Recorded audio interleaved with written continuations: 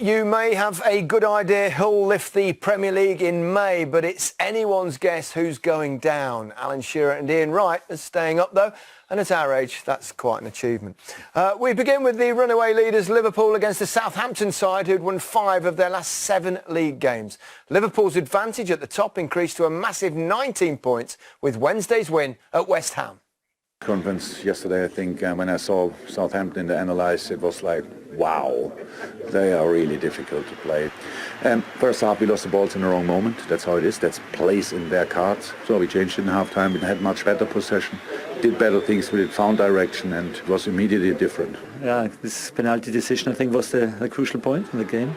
The 10-15 seconds of the decision making was a little bit too short for me, because it was, from my opinion, it was not so easy to see if it's a foul or not. But at the end, it's not good if we discuss referee decisions today. I think we should discuss two teams. They showed a massive, intense game today, and it was fantastic to watch. Are you playing the best football of your career this season? I'm not sure. You know, I'll let other people judge that. For me, it's just about giving everything every time I play, which I've done for a long period of time now, and just keep learning, keep improving all the time, and doing my best for the team. I said now a couple of times, when my team starts rolling, then it's the power we create in these moments is really incredible, I have to say it. So I'm really happy about the performance and the game. Yeah, and so you should be as well. We'll come to the actual performance very shortly, but we start with VAR, Alan, and just for a change, a couple of baffling decisions. Yeah, very baffling, Gary. Simon Hooper was the VAR referee today, and I thought there was 2 certain penalties. Clear and obvious. Clear and obvious penalties. One for Liverpool, should have been long on Firmino there. I mean, he's got 2 hands around his neck. He's got a free header. Look, I mean, what more does he have to do to give a penalty? Look at that, look. He drags him down. He drags him down, he's going to have a free header. And then the second one here, Shane Long running in behind, Fabinho's chasing him. Now, if they come together, Fabinho wins the ball, but just Danny Ings, just watch the way he flicks his leg out, Fabinho, into Danny Ings. There, just that second one, when he gets away from him, Ings.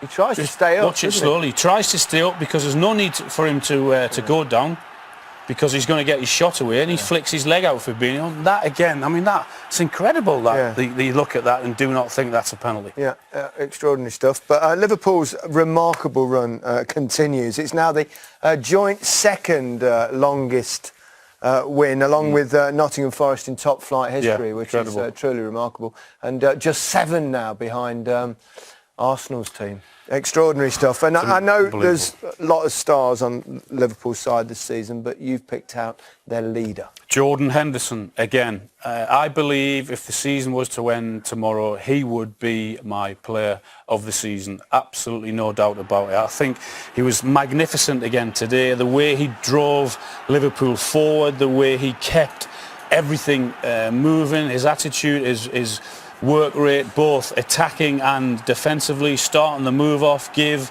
go. Can he pass it forward? Absolutely, yes he can. I mentioned his work rate.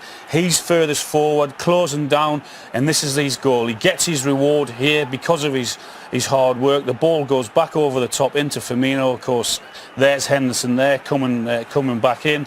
It's a wonderful touch, and he just lifts it over the defender.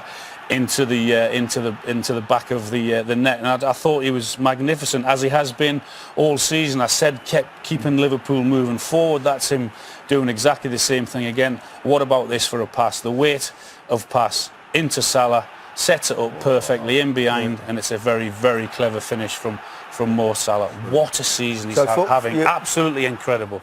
Player of the season. Player of the season. I mean, it's going to be a Liverpool player, isn't it? I mean, well, you mentioned it. When you look at some of their performances, how special Liverpool have been, whether it's a goalkeeper, Van Dijk the centre-half, or the front three, he for me has been the driving force and been superb. Yeah, I wouldn't argue with you. Would you? No, Dennis Bergkamp. Dennis Bergkamp. Ian, 4-0, but Southampton were better than that. That's a very flattering scoreline. Yeah. They played some great stuff, as Klopp himself said. Yeah, he did. So did... and the manager. The manager yeah. said he wasn't really too fussed about the refereeing decisions because he was very proud of his team. As mentioned, like Redmond and Ginepro as well, Romeo, they're really playing well. You just hope that they can have a good cup run because they made a good fist of that today against the best team in the world. You're only saying that because they're playing Spurs. Yeah. Watford climbed out of the relegation zone under Nigel... Jürgen, what particular qualities did your team have to show today to get that victory? The readiness to improve during a game. So learn from the game, and if you cannot do it on the pitch, we need to help them from outside. And the setup of Southampton, which I couldn't give more credit to, because wow, what a team they are, and it's strange, or a strange result in the end. It's deserved because we scored the goals and we had even more chances, but it was hardest work. And our problem was that we lost balls in the wrong moments, and their setup, the counter-attacks they play, how they then, they do the transition then is exceptional, really. And Ings and Long are doing it so smart. So one is running, one is coming, and then get the ball turned. Redmond, everybody's flying in that moment. So really strong. I would like to watch this game if we go one up, what we normally can do, because not because only of the chances we had in the first half. The best team in the world, 50 minutes, had no really goal chance against us, and we had massive ones. And I don't know, to be honest, the time of the decision the VR took after the penalty we didn't get. It was, I think, 10 seconds to be that clear that Ings was going down because of nothing. I don't know, but you must be brave at that moment, I think, to say, okay, no goal, we get back penalty here at Anfield. That will not happen, I think, but at the end I'm very proud, I must say, what my team did today. The numbers are mind-boggling for Liverpool. Not only, as you can see there, are they 22 points clear at the top, they're unbeaten in the league in 42 matches, and they've picked up 100 points from the last 102 available. I mean, that's incredible, right? No, it is, and you see in that game, they go 1-0 ahead. They don't sort of like, they're not happy with that. They want to score more, and they're free-flowing, and everyone's confident, and everyone who comes into the team off the bench or comes into the starting lineup, they know their jobs, and there's just so many players who are in good form, and it's amazing to see. They're so solid at the back. And like I say, they can play both games. They can play counter-attack, or they can dominate possession, and what they're doing at the moment is amazing. Southampton will be almost rubbing their eyes in disbelief how they came away losing 4-0 after particularly that first half performance. But the way the deadlock was broken, what about that incident once again? Let's just get both your views once more on whether Southampton felt shortchanged by the officials here or not. Well, listen, I kind of feel it's weak from Liverpool in the first point, too easy if Danny's getting through. But we kind of said, you know, it's got to be clear and obvious. And to me, that doesn't look obvious. I think because Ings tries to stand on his feet, it doesn't look that obvious. I mean, I don't think it's a pen one. I don't know what you think. Well, I think if he would have given it, I don't think VAR would have overturned it. I think there's enough. There's just a little go again for Fabinho. But like I say, I don't think it was a penalty. I think it would have been soft. But also, if it was given, then you can see why. Let's talk about Roberto Firmino, because 3 assists, one of them a back heel.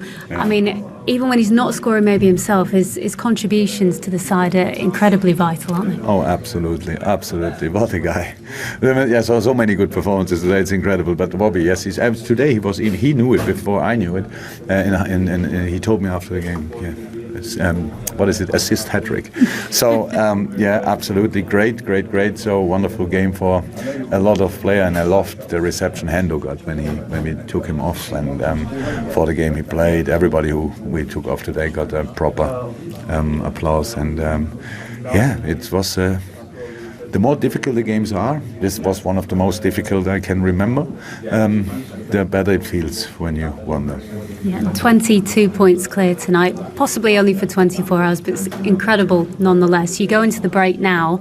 I know you're going to say that, you know, it's not won until it's won, but how good does it feel to look at the table tonight? Oh, I couldn't feel better. I couldn't feel better. It's incredible. It's great. Look, we didn't look on the distance we have to other teams, but we wanted we wanted the 3 points today. Now we have 73, but it's an exceptional number, crazy, and so we are really happy about that. The only thing is, this game is a very good example.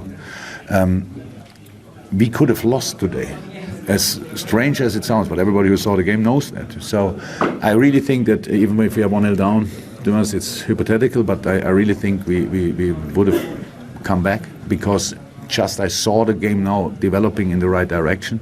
If they score in that situation with a penalty, I don't know. I really thought we are now on track. But we could have lost, so that's how it is. And that will be in all the other games. We play in 2 weeks against Norwich. Norwich, everybody's saying they are already going down. I remember the game we played here. Yes, we won it, I think, 4-1 or so. They caused us problems like crazy. They played the ball around, they are cheeky and all that stuff. These are the things I'm concerned about. Why should I think about when it's over, as long as it's not over? It's not about if we are champion at one point. If we are champion at one point, why should we then stop winning football games? So the only thing we are really trying is to be as good prepared as possible. And I really hope that the boys now use this week to recharge, refresh, and then we will start again. Okay, congratulations. Enjoy the break. Thank